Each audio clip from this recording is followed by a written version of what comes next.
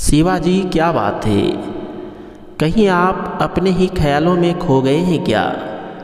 इधर आपका मोबाइल तो आपको ढूंढते ढूंढते थक गया है। लगता है कोई अपना बड़ी उम्मीद से बार बार फ़ोन मिला रहा है आपको।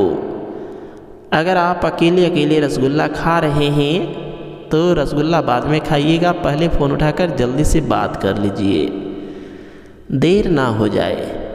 चाहने वाले नाराज़ हो जाएंगे, इसलिए देर ना कीजिए, जल्दी से फ़ोन उठाइए, बात कीजिए। Please pick up the phone.